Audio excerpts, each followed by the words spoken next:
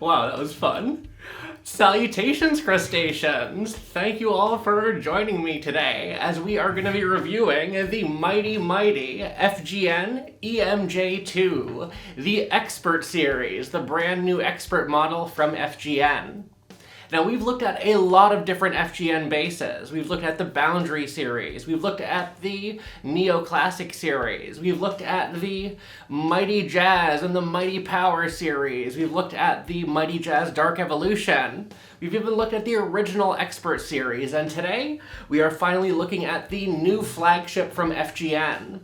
This is the FGN EMJ2, the Expert Mighty Jazz, the sequel, the Mighty Jazz Strikes Back. This is simply a superb instrument. FGN have totally outdone themselves this time. This is a handcrafted, high-end boutique jazz bass that has a lot of really unique aspects to it. Jazz basses are a dime a dozen, especially when you're thinking about jazz bass tone. You can pretty much get that from any bass. This, however, delivers in a completely different dimension. This features a 3-band preamp, as well as these in-house FGN pickups. The preamp is in-house as well, and the hardware is all premium Gotoh stuff, including the new Gotoh, was it the SB something 510 bridge? This is made from solid steel that's been chiseled away versus being cast, and the saddles are brass as well, solid pieces of brass that have been shaped to this shape, not cast, but I don't know what you call it. But yeah, this is a totally superb instrument. For the body material, we have a alder body with an ash top. It looks like there's a little piece of mahogany in between there, but this is just a really beautifully styled instrument. You have this pickguard, which is, I believe, some sort of celluloid or celluloid-looking pickguard. It has a very deep dimension to it. It looks almost 3D. It's really hard to capture on camera, but you can see that it definitely has a look to it. And as I mentioned, we have a 3-band preamp here and in-house FGN pickups. You might be wondering, okay, I see a volume knob, one for each pickup, and I see a 2-band preamp.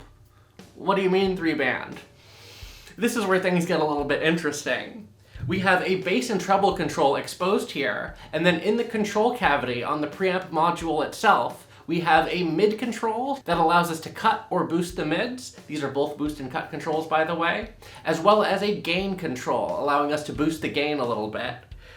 So overall, this is a very flexible instrument, and tonally, I think it sounds more like, almost like a TRB. It has that bright and aggressive presence to it without being overbearing.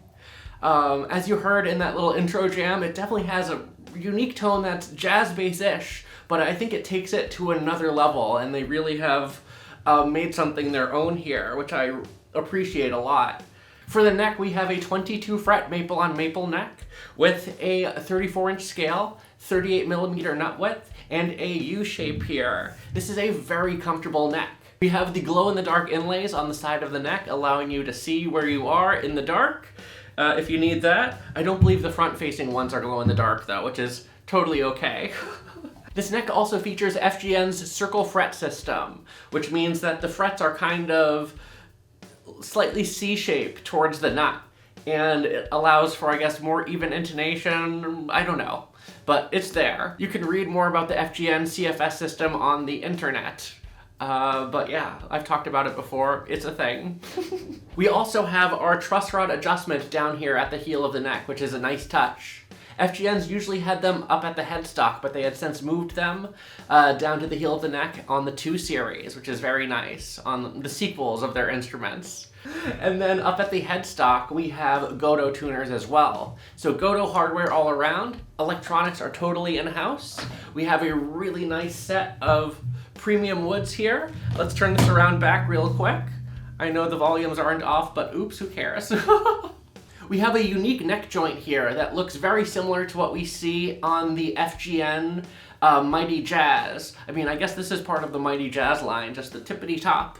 But we can see that this is a very cool sculpted neck joint, and we have a control cavity here.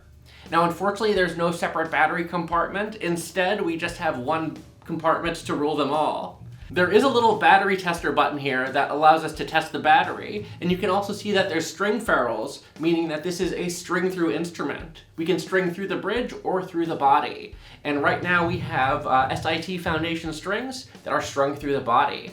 And how much does our FGN Mighty Jazz EMJ2 weigh?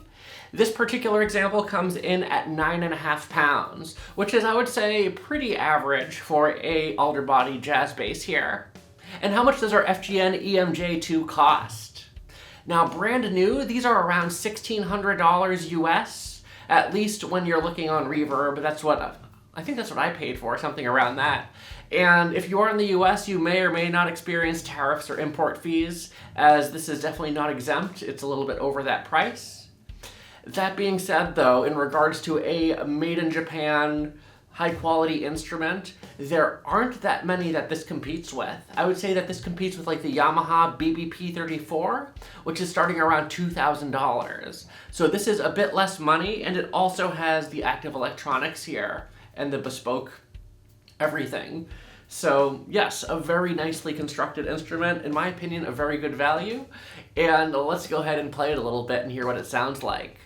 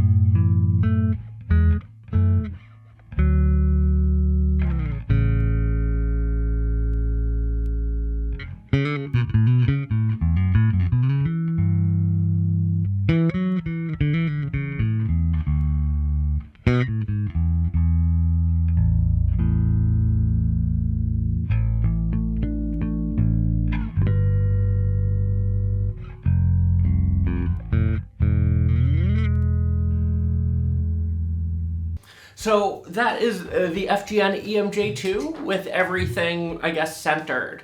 We have the mid control in the cavity centered. I really haven't touched that. And then we have our bass and treble controls here.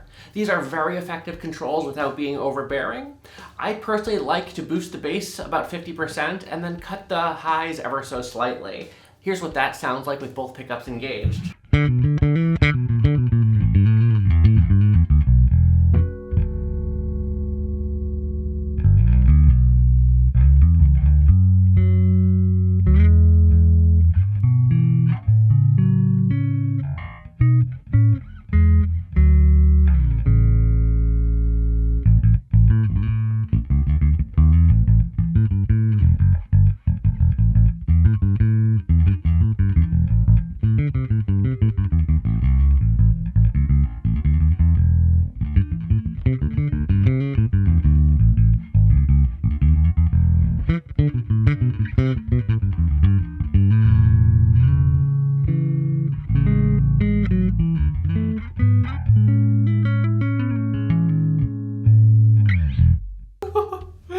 I can just play this thing for hours. This is definitely a very rewarding instrument to play, for sure.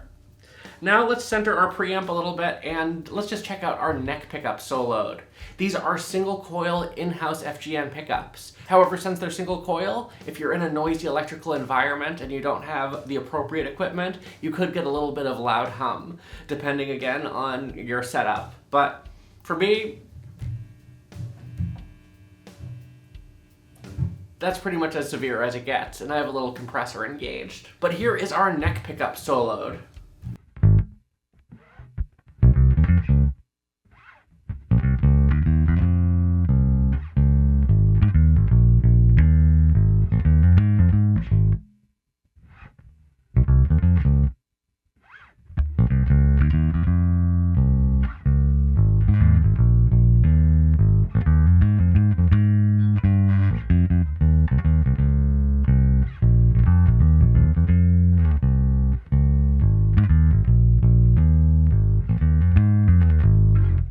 As you can hear, this bass definitely has a character of its own. This neck pickup doesn't sound like your typical jazz bass neck pickup. It isn't really emulating a precision bass tone, and I would classify this tone as very like mid-forward and very, not aggressive, but it's very present versus something that's a bit more warm and vintage. This has a bit of a modern flair to it.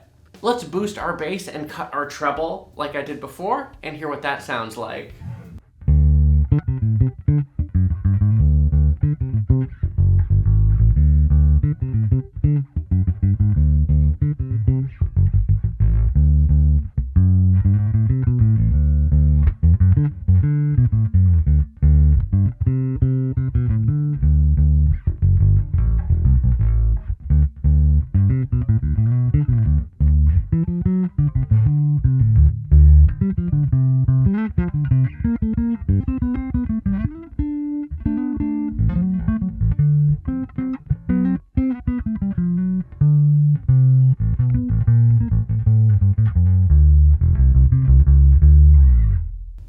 Oh yeah, this is a very good sounding bass.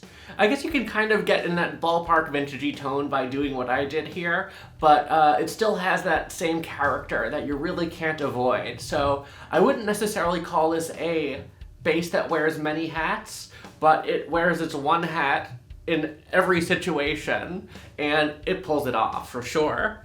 Let's center a preamp and go over to our neck pickup here. I don't know if this is this 60s or 70s? I don't, it doesn't look like it's a 70s position. It looks like it's in 60s position. But yeah, let's check out this bridge pickup here.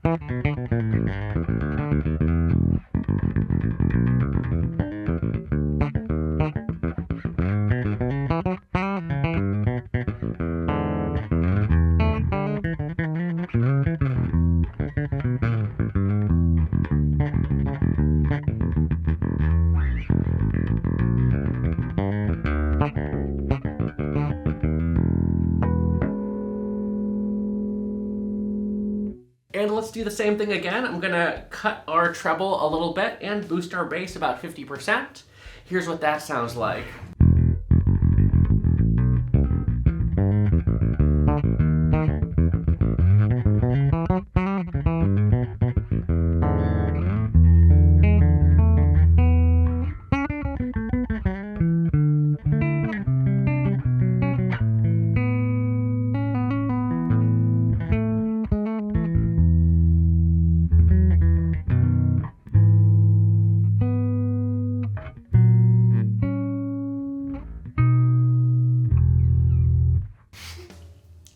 A very unique sound for sure. Again, like, this bass can't outrun its own character, and that's not a bad thing. Its character is unique, but it's a good character for sure.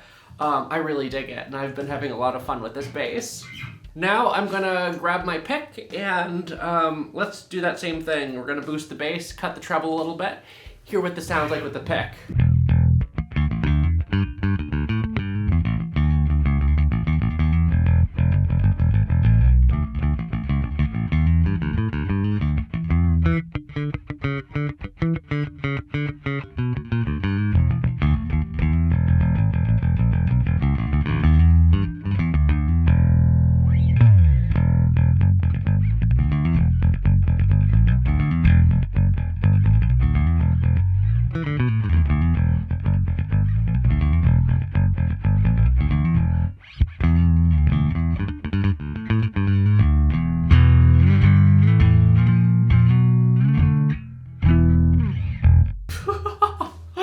Yeah, I still don't really play well with a pick, but I don't mind it, and I have a lot of fun with it.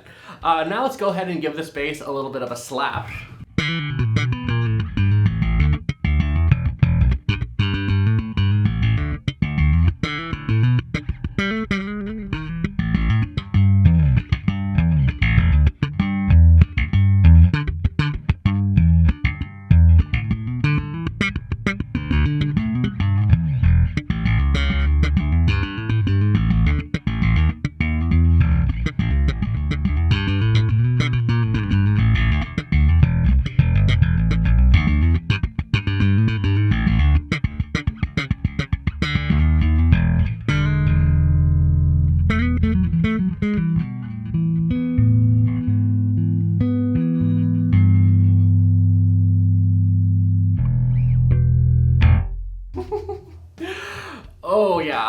Yeah, this is a bass for sure. This is a really good bass.